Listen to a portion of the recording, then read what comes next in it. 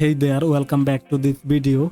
In this video, I'm gonna show you how you can make gradient background in Canva.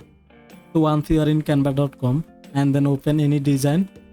So I am going to make a YouTube thumbnail.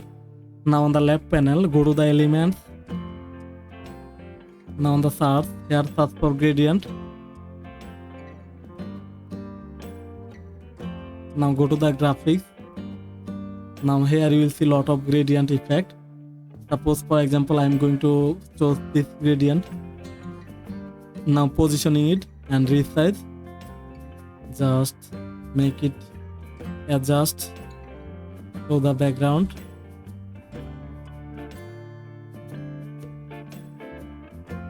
Okay, now on the top bar, here you will see the color option.